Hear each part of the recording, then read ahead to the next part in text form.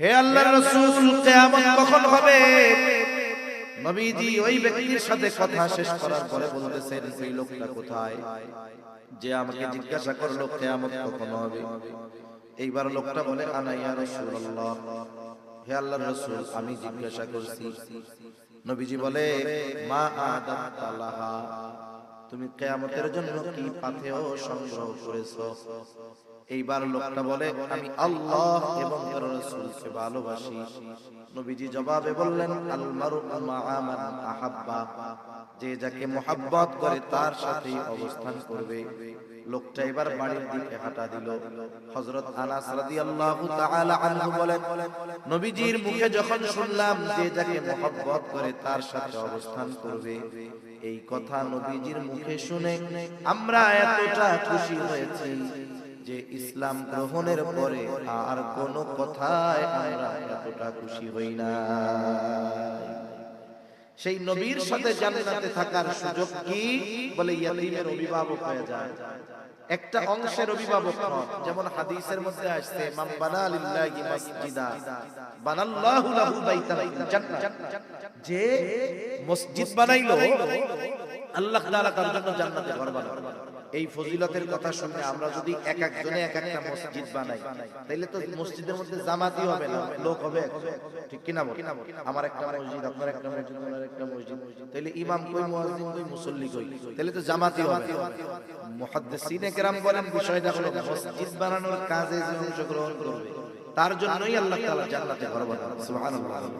এখন আপনার ইয়াতীমের পরিপূর্ণ অভিভাবকত্ব গ্রহণ করার ক্ষমতা নাই, আপনি ওই যে বললাম একটা অংশের অভিভাবক হয়ে যান, এই কারণে হয়তো আল্লাহ তাআলা জান্নাতে নবীর সাথে থাকার সুযোগ করে দিতে পারে, ঠিক কি না?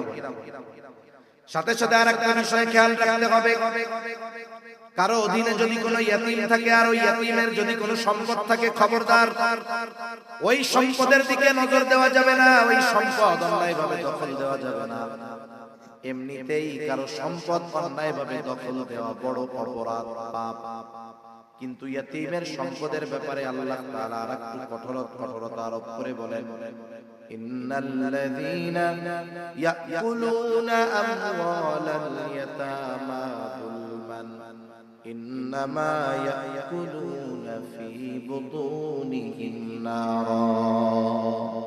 আল্লাহ তাআলা বলেন, নিশ্চয়ই যারা অন্যায়ভাবে ইয়াতীমের সম্পদ ভক্ষণ করে, ইন্নামা ইয়াকুলুনা ফি বুতুনিহিম নারা, তারা কেমন যেন তাদের পেট আগুন দ্বারা ভরপুর করে।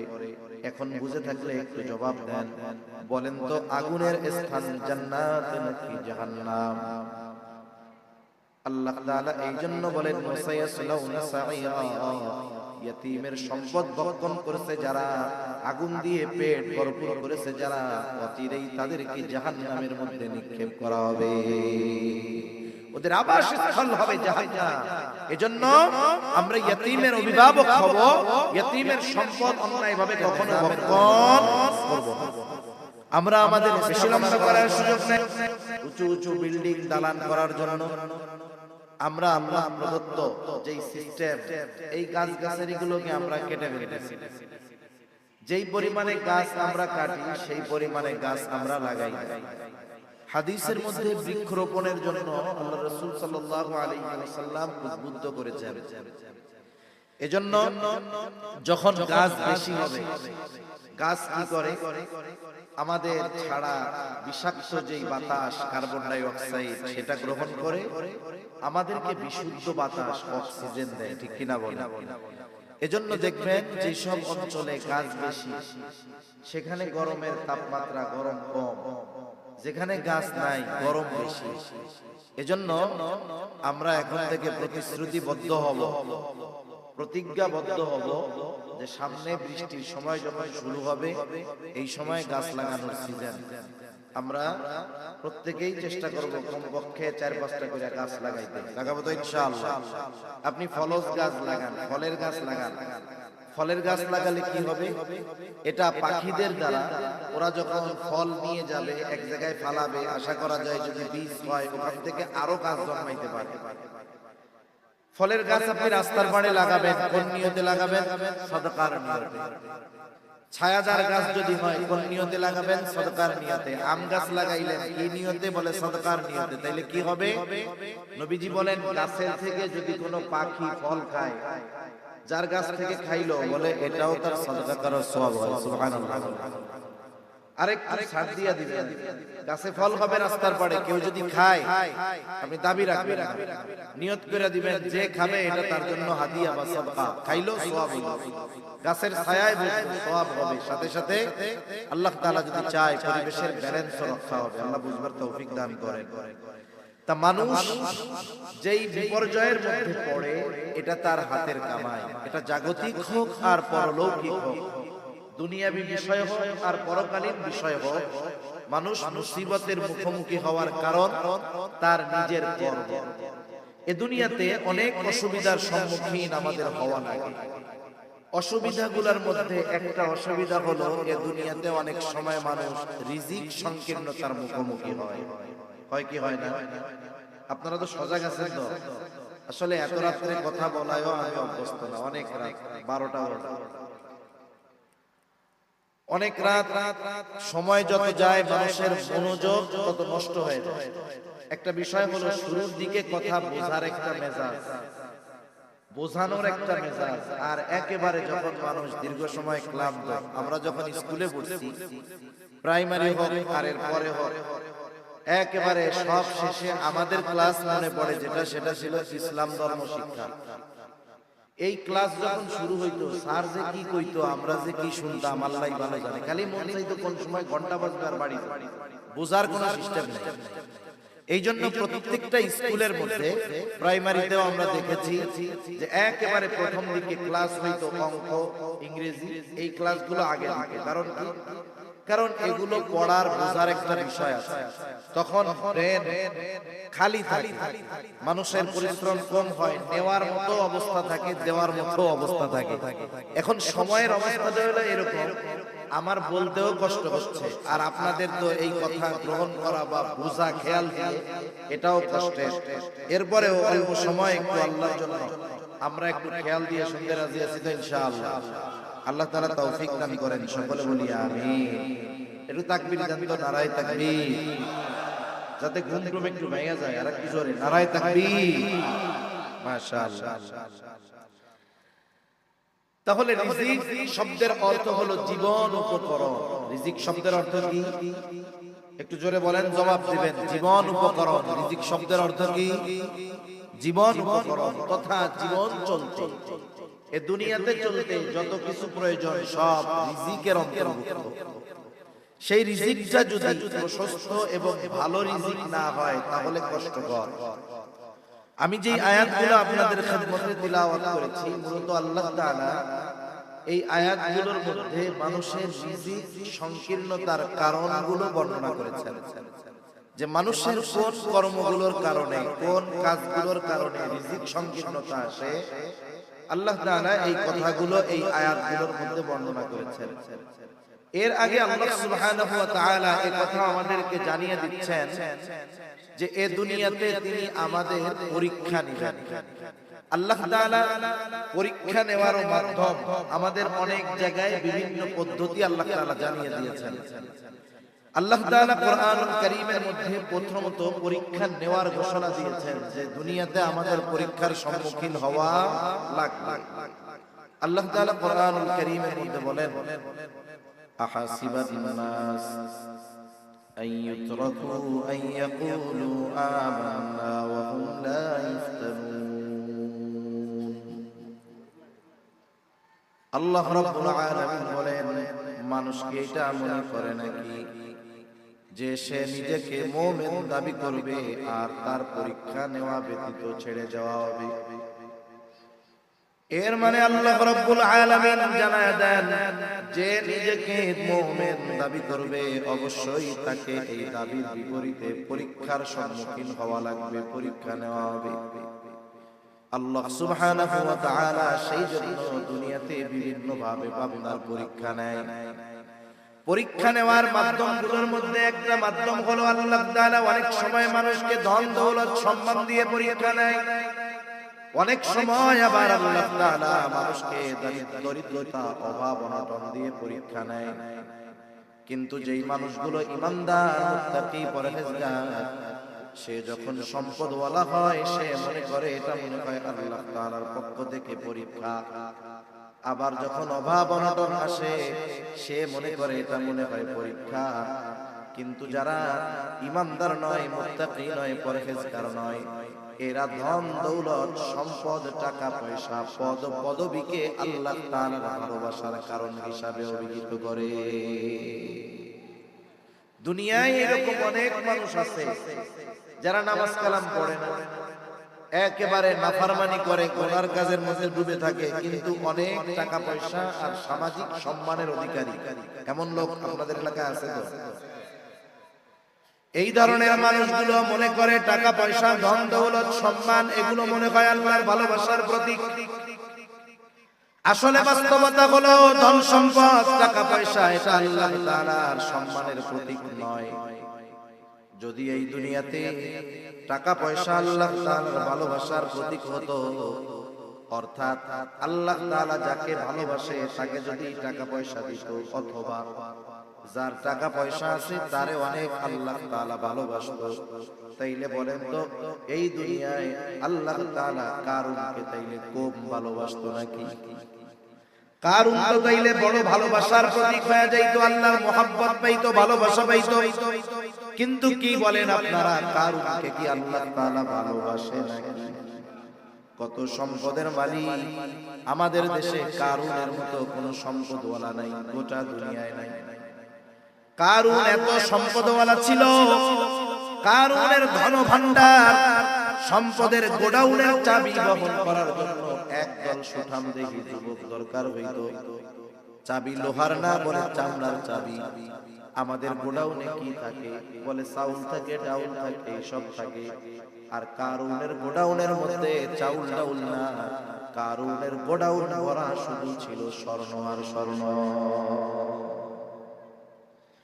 অথচ এই কারুনকে আল্লাহ তাআলা ভালোবাসেন নাই। কারুন শুধু মানুষের আল্লাহ তাআলার কাছে ঘৃণিত এমনটা নয়, গোটা দুনিয়ার সব মানুষের কাছে ঘৃণিত একজন মানুষ। সারা দুনিয়া খুঁজা কারুন নামে একটা লোক পাওয়া যাবে না। আছে নাকি দুই চারজন আপনাদের এলাকায়? মনে করেন সমাজের একজন গরিব মানুষ, যার নুন আনতে পান্তা ফুরায়, এত গরিব, ওরে যদি কম করতে একটু পোলা হইছে, তোর তো টাকা পয়সার অভাবে কাম কর, পোলার নাম কারুন রাখ, মাসে মাসে 2000 টাকা তোরে বেতন দিব। রাখবেন কেউ? 10,000 দিলে কেউ রাখবে? বলে না খেয়ে মরে যাবো, তাও তো পোলার নাম কারুন রাখবো। তাহলে দেখেন কারুন সম্পদওয়ালা ঠিক, এতটা ঘৃণিত যে টাকা দিলেও কেউ তার নাম রাখবে না। তার মানে বোঝা গেল টাকা পয়সা হলেই আল্লাহর ভালোবাসা পাওয়া যায় এমনটা নয়। এ দুনিয়ায় অনেক ক্ষমতাবান মানুষ চলে গেছে, যেমন ফেরাউন, নমরুদ, হামান। এদের ক্ষমতা কম ছিল না। বর্তমান দুনিয়ার সর্বোচ্চ ক্ষমতার অধিকারী যারা, তাদের চাইতেও তাদের ক্ষমতা বেশি ছিল। কিন্তু বলেন তো ওই ফেরাউন, নমরুদ, হামান এরা এতটা ঘৃণিত, তাদের নামটা কেউ রাখে না। ইসলাম বিদ্বেষী যারা, তাদেরকেও যদি বলেন তুই তো ইসলাম রে পছন্দ করস না, তোর পোলার নামটা ফেরাউন রাখ। আছে নাকি? চিন্তা করতে পারে যে আমি তো ইসলাম বিদ্বেষী, ফেরাউন তো ইসলাম বিদ্বেষী ছিল, তাইলে আমার পোলার নামটা ফেরাউনের সাথে মিলায় রাখ। গোটা দুনিয়ায় একটা ইসলাম বিদ্বেষীর নাম আপনি ফেরাউন পাবেন। তার মানে বোঝা গেল আল্লাহ তাআলা ক্ষমতা দিয়েছিলেন ঠিক, ক্ষমতা পাইলেই যে আল্লাহর ভালোবাসা পাওয়া যায় তা নয়। কিন্তু আমাদের সমাজেও কিছু মানুষ আছে যারা মনে করে টাকা পয়সা সম্পদ হলো আল্লাহর ভালোবাসার প্রতীক। এই জন্য অনেক সময় গর্বের সাথে বলে, দেখছেন নামাজ কালাম পড়ি না, তাতে কি আল্লাহ কত ভালোবাসে, টাকা পয়সা সম্মান আল্লাহ কম দেয় নাই। বলে কি বলে না? আবার সমাজে অনেক ভালো মানুষ আছে, অভাবে আছে, কষ্টে আছে, সামাজিক ভাবে সম্মান নাই। ওই বেনামাজি টাকা পয়সাওয়ালা নামাজি দরিদ্র মানুষটাকে টিটকারি করে বলে নামাজ কালাম পড়া লাভটা কি? আবার এরকম কয়, দেখ খায় কে, মোটা হয় কে। মানে নামাজ কালাম পড়ে কে, টাকা পয়সাওয়ালা হয়। আবার একটু টিটকারি বলে মাইরা বলে দেখ নামাজ কালাম পড়ি না তাই আল্লাহ এত দিচ্ছে। আর যদি আমরা পড়া শুরু করি তাহলে তোমরা না খায় মরো। বুঝেন নাই? যদি আমরা পড়াশোনা করি তাহলে তো তোমরাও না খায় মরা শুরু হয়ে যাবে। এইরকম খোসা মাইরা কথা বলা লোক সমাজে তো আছে। কি বলেন? আল্লাহ তাআলা তাদের ব্যাপারে বলেছেন, কি বলে? আল্লাহ তাআলা বলেন ফাআম্মাল ইনসানু ইযা মাবতালাহু রাব্বুহু ফাআকরামাহু ওয়া না'আমা। আল্লাহ তাআলা বলেন তিনি যখন মানুষের পরীক্ষা নেওয়ার জন্য ফাআম্মাল ইনসানু ইযা মাবতালাহু রাব্বুহু, মানুষের পরীক্ষা নেওয়ার জন্য তখন তার রব ফাআকরামাহু ওয়া না'আমা, তাকে সম্মান দেয়, নিয়ামত দেয় তথা সম্পদ দেয়। ওই মানুষগুলো বুঝতে পারে না এটা যে তার জন্য পরীক্ষা, বরং সে মানুষের কাছে বলে বেড়ায় ফায়াকুলু রাব্বি আকরামান, আমার রব আমাকে সম্মানিত করেছে, আমার রব আমাকে ধন সম্পদ মাল সম্মান দিয়েছে। আবার ওই মানুষগুলোই যখন রিজিকের সংকীর্ণতায় পড়ে, আল্লাহ তাআলা যখন তাকে রিজিকের অভাব দিয়ে পরীক্ষা নেয়, আল্লাহ তাআলা বলেন ওয়া আম্মা ইযা মাবতালাহু ফাকাদারা আলাইহি রিজকা। আল্লাহ তাআলা যখন রিজিকের সংকীর্ণতা দিয়ে মানুষের পরীক্ষা নেন, এইবার ওই ধরনের মানুষগুলো কি বলে? আমাদের সমাজে অনেক মানুষ আছে, আমি দেখছি, মনে করেন একজন নির্বাচনে দাঁড়াইছে কথার কথা বোঝানোর জন্য, নির্বাচনে দাঁড়াইছে, এখন হইতে পারে না, পরে এসে কি কয় জানেন, আমি ওই গেছিলাম কিন্তু আসলে আল্লাহ আমারে দিল না। এরকম বলার লোক তো নাই আপনাদের এলাকায়। আরে আমি এটা পাইয়াই গেছিলাম কিন্তু আল্লাহ দিল না। তার মানে না পাওয়ার জন্য দোষ দিল কাকে? জোরে বলেন, কাকে দোষ দিছে? এই ধরনের মানুষগুলো যখন রিজিকের সংকীর্ণতায় পড়ে, তারা কেমন যেন বলে আমি সম্পদ সম্মানের উপযুক্ত ছিলাম কিন্তু আল্লাহ তাআলা আমাকে দেয় নাই। ফায়াকুলু রাব্বি আহানা, আমার রব আমাকে অপমানিত করেছে। নাউজুবিল্লাহ। বলেন তো কেউ যদি আমার আপনার ব্যাপারে এমন কোন বিষয়ের অভিযোগ তুলে যেই বিষয়ের সাথে আমার আপনার সম্পৃক্ততা নাই, ওই রকম বিষয়ের ব্যাপারে আমাকে আপনাকে যদি কেউ দোষারোপ করে, আমি আপনি যতই দুর্বল হই না কেন তার ওই কথার প্রতিবাদ করব কি করব না? এরা মূলত আল্লাহকে দোষারোপ করে বলে যে আমি সম্মান সম্পদের উপযুক্ত ছিলাম কিন্তু আল্লাহ আমারে দেয় নাই। সে আল্লাহর ব্যাপারে মিথ্যারোপ করতেছে। কি করতেছে? এখন আল্লাহ তাআলা তার কথার জবাব দিচ্ছেন যে তোমার রিজিকের সংকীর্ণতা কেন আসলো? তোমার রিজিক সংকীর্ণতার আসার কারণ তুমি নিজে, তোমার কর্মের কারণে তোমার রিজিকের সংকীর্ণতা আসছে। আল্লাহ এই কথা বলে জবাব দিচ্ছেন। কি বলতেছেন? ওরা বলে ফায়াকুলু রাব্বি আহানান, আমার রব আমাকে অপমানিত করেছে, বঞ্চিত করেছে। আল্লাহ তাআলা বলেন কাল্লা, কখনোই নয়। তুমি যেই কথা বলতেছো যে তুমি সম্মান সম্পদের উপযুক্ত আমি আল্লাহ দেই নাই, এমনটা কখনোই নয়। বরং কেন তোমার রিজিকের মধ্যে সংকীর্ণতা আসলো শুনে নাও। আল্লাহ তাআলা বলেন বাল্লা তুকরিমুনাল ইয়াতীম, রিজিক সংকীর্ণতার এক নম্বর কারণ হিসাবে আল্লাহ তাআলা বলেন তোমার রিজিকের সংকীর্ণতার কারণ হলো এক নাম্বার তুমি ইয়াতীমদেরকে সম্মান করো না। মুফাসসিরিন কেরাম বলেন এইখানে আল্লাহ তাআলা রিজিক সংকীর্ণতার যে কারণগুলো বলেছে, ওই কারণগুলো যদি কোনো মানুষের মধ্যে থাকে তাহলে ওই মানুষটা অনেক সম্পদের মালিক হতে পারে ঠিক, কিন্তু আল্লাহ তাআলা এই দুনিয়াতে তার জন্য সবকিছু সংকীর্ণ করে দিবেন। এখন বলতে পারেন হুজুর টাকা পয়সা গাড়ি বাড়ি সব থাকলে মানুষ কেমনে সংকীর্ণতার মুখোমুখি হয়? কথা ঠিক কিনা বলেন? কেমনে হয়? আমি একটা উদাহরণ দেই। আমাদের আজকে সুন্দর আলোচনা করেছেন আপনাদের গোটা রংপুরের কৃতি সন্তান ডাক্তার মোহাম্মদ ইমদাদুল হক সাহেব। ওনাদের কাছে অনেক সময় রোগীরা যায় না, বিভিন্ন রোগী যায়, যাওয়ার পরে অনেক ডাক্তার টেস্ট দিল যে এই টেস্টগুলো করে আপনি আমার কাছে আসেন। উনি টেস্ট করে নিয়ে গেল, দেখা গেল ওনার সমস্যা সব। সমস্যা কি? হার্টের সমস্যা, হাই প্রেসার, উচ্চ রক্তচাপ, কিডনির সমস্যা, সব ধরনের সমস্যা ওনার আছে। আবার ডায়াবেটিসও হাই। এখন বলেন যাদের এই রোগগুলো হাই আছে এই দুনিয়ায় তাদের খাওয়ার আর কোনো কিছু নাই, ঠিক কিনা বলেন? যাদের blood pressure high, diabetes high, হার্টের প্রবলেম, কিডনির সমস্যা, ও খাবে কি? ও খাওয়ার কিছু আছে? আর এখন ডাক্তাররে বলতেছে যে শুনেন, আপনি যদি বাঁচতে চান আমার কথা মতো আপনার চলতে হবে। কোটি কোটি বিলিয়নার, মিলিয়নার, ট্রিলিয়নার টাকা পয়সার অভাব নাই। ডাক্তার বলতেছে আমার কথা মতো আপনার চলতে হবে, তাইলে আল্লাহ চাইলে কিছুদিন সুস্থতার সাথে বাঁচতে পারবেন। কি করতে হবে? ডাক্তার বলে আপনার তো উচ্চ রক্তচাপ, ডায়াবেটিস, কিডনি সমস্যা, আবার আপনার ওই হার্টেরও প্রবলেম, আপনার খাওয়া দাওয়া একবার নিয়ন্ত্রণ করতে হবে। কি খাবো ডাক্তার? বলে আপনি খাবেন এখন থেকে আলা চাউলের চাউল খাবেন। আলা চাউল চিনেন? আতপ চাউল যারে বলে। কি খাবেন? আতপ চাউলের কি খাবেন? যাও, কিন্তু সাবধান, লবণ দিতে পারবেন। আমাদের এলাকায় গরু যারা পালেন এরা বুঝবেন, গ্রামে ভাতের মাড়ের সাথে কিছু ভাত মাখাইয়া লবণ দিয়া যদি গরুকে দেয়, খুব মজা করে খায় না? কিন্তু ভাতের মাড়ের সাথে আপনি যদি পোলাও চাল দিয়াও যাও বানাইয়া ভাত মাখাইয়া দেন, কিন্তু লবণ দেন নাই, গরুতে এক চাটা দিয়া মনে মনে করবে সরা, ওইটা আমি খাবো না। ঠিক কিনা বলে? টাকা পয়সার অভাব নাই, কিন্তু আল্লাহ তাআলা যদি চান খাওয়া বন্ধ করে দিতে পারেন কি পারেন না?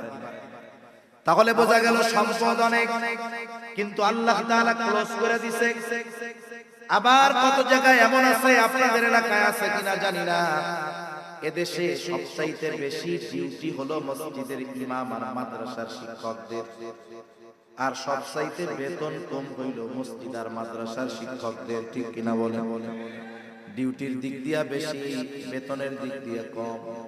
অনেক অঞ্চলে আলহামদুলিল্লাহ এখনো আছে এরকম, ইমাম সাহেবদেরকে বেতন না দিতে পারলেও তাজিম, সম্মান, মহব্বত কিন্তু কম করে না। দেখা গেল এক এলাকায় 60টা ঘর আছে, একটা মসজিদ ইমাম একজন, সবাই হুজুরে খাওয়াইতে চায়। কমিটি কইছে ঠিক আছে 2 মাসে একজন খাওয়াবে না। এখন হুজুরের যেই দিন যেই বাড়িতে খাবার, দেখা যায় ওই দিন ওই বাড়ির মানুষ ভালো ভালো সব আয়োজন করে। আগামীকাল যার বাড়িতে খাবার, আগের দিনই খালাম্মা খালুরে বলে শোনো আগামীকাল তো হুজুরের খাও, 2 মাসে একবার খাওয়াই। ইলিশ মাছ পাইলে ইলিশ মাছ আইনো, ওই যে মোরগটা বড় হইছে ওইটারে আমি জব দিই, তারপরে একটু ডিম আইনো, একটু দই আইনো, পায়েস রান্না করবো, দুধ আইনো। দেখেন খাবারটা কি খায় হুজুর। এখন 2 মাসে এক এক বাড়িতে পড়ে একদিন, যে খাওয়ায় 2 মাসে একদিন, হুজুর তো ডেলি খায়, ঠিক না? এইবার হুজুর যা খায় খাইয়া আর কুলাইতে পারে না। মাস শেষে কি দেখা যাবে?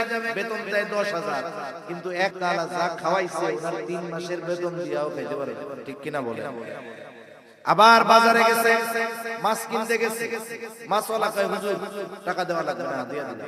আরেকজনে বলে হুজুর আপনার এটা আমি হাদিয়া দিলাম। এখনো অনেক অঞ্চলে এরকম দেয় কি দেয় না? দেখা যাবে উপার্জন যা আল্লাহ তাআলা তার চাইতে তাকে আরো ভালো খাওয়ায়। তার মানে বোঝা গেল সম্পদের দ্বারাই যে রিজিক নসিব হয় বিষয়টা এমন নয়। অনেক সময় উপার্জন কম হলেও ওই অল্প উপার্জনে বরকত যিনি দেন তিনি কে? তাহলে আল্লাহ রাব্বুল আলামিন কিছু কর্মের কারণে মূলত রিজিককে সংকীর্ণ করে দেয়। এক নাম্বার কারণ আল্লাহ তাআলা বলেন লা তুকরিমুনাল ইয়াতীম, তোমরা ইয়াতীমকে সম্মান করো না। এখন কথা হলো ইয়াতীম তো ছোট, তারে আবার সম্মান করে কেমনে?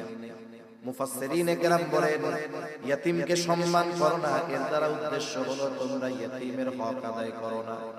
মনে রাখতে হবে ইয়াতীম আমার আত্মীয় হোক আর অনাত্মীয় হোক, দেশি হোক আর বিদেশি হোক, সে যদি ইয়াতীম হয় ইয়াতীম হিসাবে প্রত্যেকের কাছে তার কিছু হক আছে না? না, সে আপনার আমার আত্মীয় না, কিছুই হয় না, কিন্তু সে ইয়াতীম, আমি জানি ইয়াতীম হিসাবে সে আমাদের কাছে কিছু হক প্রাপ্ত আছে। সাধারণত সমাজে ইয়াতীম 2 ধরনের হয়। কয় ধরনের? একটা হলো ইয়াতীম ওর বাপ অনেক টাকা পয়সা ওয়ালা ছিল, সে বাপ মা মারা গেছে, ও ইয়াতিম ঠিক, ও ধনী ইয়াতিম। আরেকজন ইয়াতিম দরিদ্র ইয়াতিম, ওর বাপের টাকা পয়সাও নাই, মারা গেছে, টাকা পয়সা কিছু রাখা যায় নাই, ও গরিব মানুষ, গরিব ইয়াতিম। ইয়াতিম ধনী হোক আর গরিব হোক, উভয়ের সাথে সদাচরণ করতে হবে, ভালো ব্যবহার করতে হবে। ধনী ইয়াতিম, ওর সাথে যদি কেউ খারাপ আচরণ করে, ওর হৃদয়ের মধ্যে কষ্ট লাগবে। আহারে, আজকে যদি আমার বাবা ভাইটা থাকতো, আমার সাথে কেউ খারাপ আচরণ করতো না।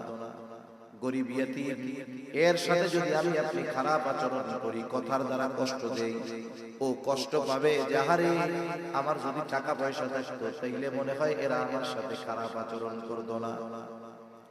এই জন্য ইয়াতিম ধনী হোক আর গরিব হোক, সব সময় আমরা তাদেরকে স্নেহ করব, আদর করব, তাদের সাথে সদাচরণ করব, ভালো ব্যবহার করব। রাসূল আকরাম সাল্লাল্লাহু আলাইহি ওয়াসাল্লামের কাছে একজন সাহাবী আসতেছেন, এসে নবীজিকে বলে, ইয়া রাসূলুল্লাহ, আমার হৃদয়টা বড় শক্ত হয়ে গেছে, আমাকে একটা আমল শিখিয়ে দেন, যে আমল করলে আমার হৃদয়টা নরম হয়ে যাবে। একজন সাহাবী বলতেছে, কি হইছে, আমার হৃদয় কি হইছে, শক্ত হয়ে গেছে, আর আমাদের হৃদয় তো কঠিন হয়ে গেছে, কঠোর। নবীজি তারে বললেন, ওমসাহ রাহসাল ইয়াতীম ওয়া তুহিমিল মিসকিন। নবীজি তাকে বলতেছে, তুমি ইয়াতীমের মাথায় হাত বুলায় দাও আর মিসকিনদেরকে খানা খাওয়াও, আল্লাহ তাআলা তোমার কঠিন হৃদয়টাকে নরম বানায় দিবে। যেই মানুষটার দিল নরম, তার আচরণ নরম। যেই মানুষটার দিল নরম, তার আচরণ নরম। মনে করেন একজন দেখতে অনেক সুন্দর, একেবারে বড় গ্রাজুয়েট কমপ্লিট করছে, দেশের সবচাইতে বড় শিক্ষিত মানুষ, চেহারাও সুন্দর, হ্যান্ডসাম তারে বলে। এখন ওনার আচার আচরণ ভালো না, কথা রুক্ষ, কর্কশ ভাষা, বলেন তো ওর কাছে কেউ যাবে না? আরেকজন দেখতে কালো, কিন্তু তার আচার আচরণ ভালো, কথার মধ্যে মাধুর্যতা আছে, মিষ্টতা আছে, মানুষের সাথে সে কর্কশবাসী নয়। ও কালো হইলেও ওর কাছে মানুষ বেশি ভিড়ে, ঠিক কিনা বলেন? এজন্য যার হৃদয় কোমল, তার কাছে মানুষ বেশি ভিড়ে। নবীজি সাল্লাল্লাহু আলাইহি ওয়াসাল্লামের কাছে সাহাবায়ে কেরাম এত দ্রুত নবীজির প্রতি আকৃষ্ট হয়েছেন কেন? কারণ আল্লাহ তাআলা আমার আপনার নবীকে কোমল স্বভাবের করেছেন। আল্লাহর নবীর হৃদয় ছিল নরম, এজন্য সবাই নবীজির কাছে আসে। তাহলে ইয়াতীমকে সম্মান করার দ্বারা উদ্দেশ্য হলো ইয়াতীমের হক আদায় করা। ইয়াতীমের হক কি বলে? 1 নাম্বার, ইয়াতীমের সাথে সদাচরণ করা। 2 নাম্বার, ইয়াতীমের অভিভাবক যদি কেউ হয়, ইয়াতীমের সম্পদগুলো যথাযথভাবে রক্ষণাবেক্ষণ করা। অনেক সময় এমনটা হয়, ভাতিজা ছোট, বড় ভাই, ভাইয়ের বউ মরে গেছে, বড় ভাইয়ের অনেক টাকা পয়সা, ছোট ভাই মনে মনে কয় আলহামদুলিল্লাহ ভালোই হইছে, ভাইয়ের তো টাকা পয়সার অভাব নাই, আমার ভাতিজা ছোট, এটা কি বুঝবে? এইবার ওই ছোট ভাতিজাকে ঠকায়া ওই ভাতিজা ইয়াতীম, ওর সম্পদ খেয়ে ফেলে। এইরকম লোক সমাজে আছে না? না, অনেক আছে, অনেক অভাব। ইয়াতীমের সম্পদ রক্ষণাবেক্ষণ করার সাথে সাথে ইয়াতীমের অভিভাবকত্ব গ্রহণ করা যদি সম্ভব হয়। আপনাদের এইখানে মাদ্রাসা, যদি কোনো ইয়াতীম থাকে, আপনি গিয়ে মাদ্রাসার মুহতামিম সাহেবের কাছে গিয়ে বলবেন, হুজুর আমার বাড়িতে তো 6 জন মানুষ, আমরা খানাই খাই, অসুবিধা কোথায়? 6 জনের উপর থেকে যদি এক মুঠ কইরা আলাদা করা হয়, আরেকজনের খাওয়ানো হয়ে যায়, ঠিক কিনা বলে? এই যে ইয়াতীম আপনার ঘরে খাওয়াবেন, আপনি যদি খাওয়ান, অভিভাবক হবেন, লাভটা কি? একটু শুনেন। নবীজি বলেন, আবু হুরায়রার হাদিস, আবু হুরায়রা রাদিয়াল্লাহু তাআলা আনহু থেকে বর্ণিত হাদিস, নবীজি বলেন, যেই ঘরে একজন ইয়াতীম আছে, ওই ইয়াতীমের সাথে যদি সদাচরণ করা হয়, আল্লাহর নবী বলেন ওই ঘরটা কতই না উত্তম ঘর। আবার নবীজি বলেন, ওই ঘর কতই না নিকৃষ্ট ঘর, যেই ঘরে একজন ইয়াতীম আছে আর ওই ইয়াতীমের সাথে অসদাচরণ করা হয়, ভালো ব্যবহার করা হয় না। মুহাদ্দিসিনে কেরাম বলেন, যেই ঘরে ইয়াতীম আছে তার সাথে যদি সদাচরণ করা হয়, আল্লাহ তাআলা ওই ঘরটা রহমত এবং বরকত দিয়ে ভরপুর করে দেয়। আবার যেই ঘরের মধ্যে ইয়াতীম আছে, খারাপ আচরণ করা হয়, নবীজি বলেন ওই ঘর থেকে বরকত রহমত উঠিয়ে নিয়ে যাওয়া হয়। এই জন্য যদি অ্যাবিলিটি থাকে, সামর্থ্য থাকে, মাদ্রাসায় যদি কোনো ইয়াতিম থাকে, আপনি তাকে রাখবেন, খাওয়াবেন, আল্লাহ তাআলা বরকত দিয়ে ঘরটাকে ভরপুর করে দিবে।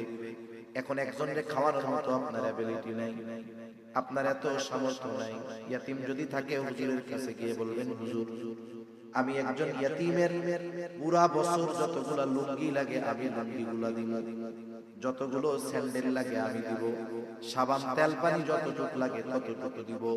তার মানে কিছু অংশের অভিভাবক হয়েও নামটা যদি ইয়াতিমের অভিভাবকের খাতায় লেখানো যায়, বলে মতো লাভ আছে না? না কি লাভ বলবো? দুনিয়ার লাভ। নবীজি সাল্লাল্লাহু আলাইহি ওয়াসাল্লাম বলেন, আনা ওয়া কাফিলুল ইয়াতীম কাহাতাইন ফিল জান্নাহ। নবীজি বলেন, আমি আর ইয়াতীমের অভিভাবক জান্নাতে পাশাপাশি অবস্থান করব। নবীজি এই কথা বলে দুই আঙ্গুল ইশারা দিয়া দেখায়া দিয়া বলেন, এই দুইটা আঙ্গুল যেমন পাশাপাশি অবস্থানরত, আমি আর ইয়াতীমের অভিভাবক ওই রকম ভাবে জান্নাতের মাঝে, জান্নাতের মধ্যে আমি আর ইয়াতীমের অভিভাবক ওই রকম পাশাপাশি অবস্থান করব। নবীর সাথে জান্নাতে থাকা যাবে, এর চাইতে সৌভাগ্যের আর কিছু আছে? নাই। হযরত আনাস রাদিয়াল্লাহু তাআলা আনহু থেকে বর্ণিত হাদিস, ওনারা নবীর সাথে থাকতে পারার খবর শুনে কত খুশি হয়েছেন সেটা বোঝানোর জন্য বলতেছি। হযরত আনাস রাদিয়াল্লাহু তাআলা আনহু বলেন, নবীজির কাছে একজন গ্রাম্য সাহাবী আসছে, গ্রামের মানুষ। গ্রামের কিছু মানুষ আছে, এরা হলো অতি সরল মানুষ। শহরের মানুষ গ্রামের মানুষের এই সরলতাকে অনেক সময় মূর্খতা মনে করে। আসলে লোকগুলো মাটির মানুষ, সরল মানুষ।